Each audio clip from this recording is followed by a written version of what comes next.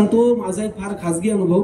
Symbiosis कॉलेजला मी MBA ला admission घ्यायला गेलो होतो आणि सिम्बायोसिस कॉलेजला ऍडमिशन घ्यायला गेल्यानंतर त्यांनी मला इतकं खालीवर पाहिलं. मला म्हणाले, साहेब आपल्याला असलेले मार्क आणि आपल्या अपेक्षा याच्यामध्ये जमीन आसमानपेक्षा जास्त अंतर आहे.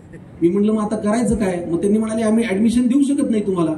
सिम्बायोसिस सारख्या विद्यापीठाने मला ऍडमिशन नाकारली होती, पण जेव्हा मी पंढरीच्या विठुराया ही कविता लिहिली तेव्हा त्याच विद्यापीठाने तुझ्या भक्तीशिवाय दुसरा कुठला संसर्गच ठेवू नको असं ओळी लिहिल्याबद्दल मला 11,000 रोख रुपये देऊन सन्मान चिन्ह देऊन माझा गौरव केला. सांगायचा मुद्दा हा आहे की आपल्याला आत्ता जरी अपयश आलं तरी सुद्धा आपली सातत्याने केलेली मेहनत, आपलं मांडलेल्या शब्दांचं भांडवल हे आपल्याला यशाच्या दारापर्यंत सहज घेऊन जातं. तुम्ही इथून पुढे जे काही कराल ते खूप प्रामाणिकपणे करा, सचोटीने करा, न थकता करा. तुमचं यश तुमच्यापर्यंत नक्की पोहोचेल. बाकी आज बऱ्याच प्रेमांचा आणि सगळ्या गोष्टींचा उहापोह झाला. आमच्या अनिकेतनी, माझा मित्र आहे, खरं तर याच्या नादी लागून मी युथ फेस्टिवल अटेंड करायला लागलो. नादी लागणं हा शब्द बरोबर आहे, कारण ह्याच्यासारखे मित्र आयुष्यात असल्यावर त्यांनी हे असंच असंच असंच असतं वगैरे सांगितलं. तुम्हाला सांगतो, तुम्हाला हे माहिती नाही या पेपरला ताव असं म्हणतात. या ओळी ऐकवतो. ह्याच्यासारखे मित्र आयुष्यात कसे असतात की हारलो खेळात जेव्हा डाव मित्राचेच होते नेमके, प्रेमपत्रे मी जरी लिहिली तिला ताव मित्राचेच होते नेमके, आणि सगळ्यात शेवटी पाहिले नावापुढे जेव्हा तिच्या नाव मित्राचेच होते नेमके.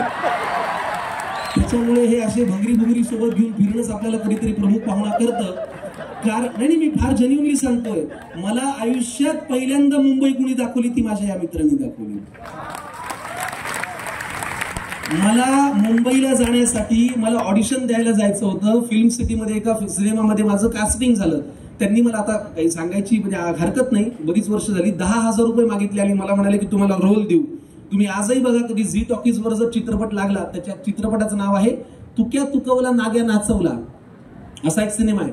त्याच्यामध्ये पुष्कर जोगच्या मागे मी घोषणा द्यायला उभा आहे ज्युनियर आर्टिस्ट म्हणून. गोष्ट आहे 2005 सालची. पण त्यांनी 10,000 रुपये मागितले होते मला त्या सिनेमामध्ये घेण्यासाठी, जे कोणी संबंधित व्यक्ती होती, निर्मात्यांनी नाही. तर ते 10,000 रुपये ज्याच्याकडून उधार घेऊन मी मुंबईत गेलो होतो, तो उधार देणारा माझा हा मित्र माझ्या बाजूला बसला.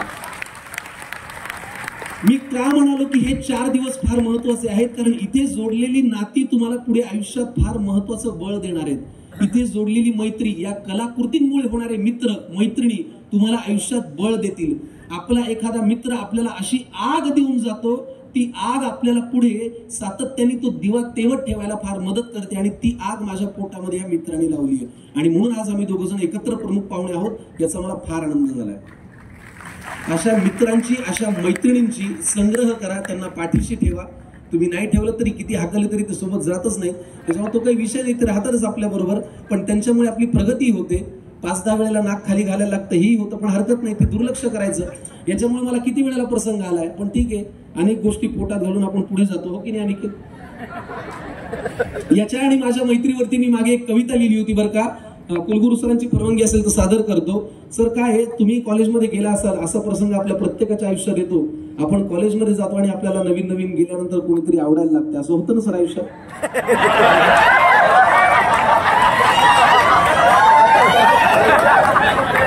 सगळे धीराधीरानं हसतायत, म्हणजे बाजूचा कसा हसतोय त्याच्यावरती बाकीचे हसतायत, पण ठीक आहे. हा प्रसंग प्रत्येकाच्या आयुष्यात येतो. बघा, आमची कॉलेजमध्ये अशीच नवीन मैत्री झाली. खरं तर माझ्यापेक्षा वयाने ज्येष्ठ आहे, अनिकेत 5 वर्षांनी मोठा आहे, पण आमची मैत्री झाली. आणि समोरून एक अतिशय सुंदर मुलगी आली. मी त्याला म्हणलं, अरे अनिकेत, कोण रे ही युवती मित्रा, जाता मनातून जात नाही, हिला पाहिलं की मी माणसातला माणूस राहत नाही. या कवितेमध्ये गोष्ट आहे बरं का, नीट ऐका, की कोण रे ही युवती मित्रा अनिकेत, जाता मनातून जात नाही, हिला पाहिलं की मी माणसातला माणूस राहत नाही. काय तिचं हे मित्रां, काय तिचं ते. नवीन दिवस आहेत कॉलेजचे, लक्षात घ्या ती भावना, की कोण रे ही युवती मित्रा, जाता मनातून जात नाही, हिला पाहिलं की मी माणसातला माणूस राहत नाही. काय तिचं हे मित्रां, काय तिचं ते, काही करण खोपच्यात माझी भेट घडवून दे. मित्राला पुढे मागणी घातली की जुळू दे लवकर प्रेम आमचं, पळू दे गाडी बोंगाट, होताच माझं ब्रेकअप, तुझं जुळून देईन झंगाट. हे सगळं ऐकल्यावर माझा मित्र मला असं म्हणाला की प्रेमाच्या तर गाड्या तुझ्या फारच बोंगाट पळतात, पण तुझ्यापेक्षा तिच्या भावना जास्ती मला कळतात.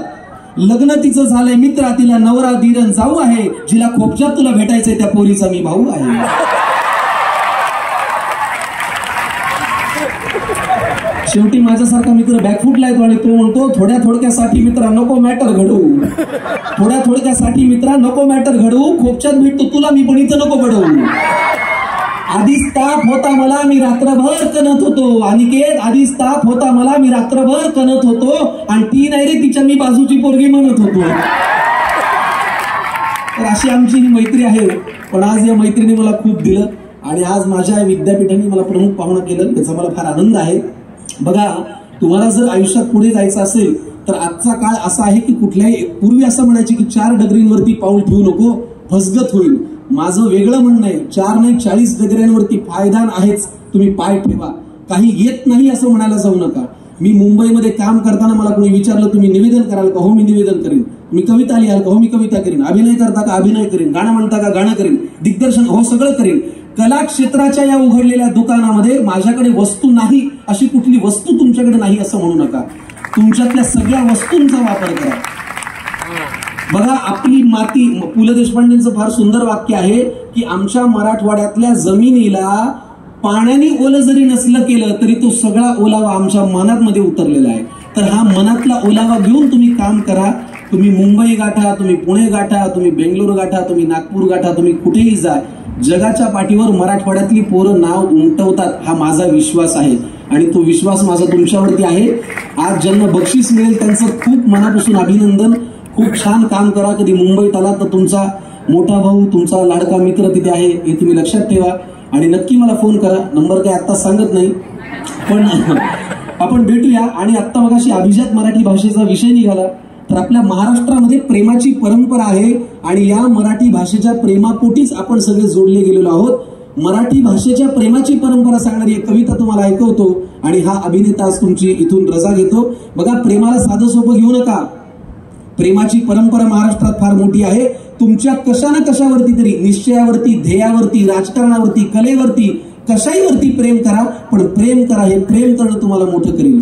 प्रेम करी बलवान मनाला प्रेमच करी सशक्त, प्रेम करी बलवान मनाला प्रेमच करी सशक्त, प्रेमच मिळून देई रामा मारुत परीस भक्त. रयत रक्षणा झेलीत निघतो छातीवरती वार, रयत रक्षणा झेलीत निघतो छातीवरती वार, त्या शिवराया तुळजा देई प्रेमाने.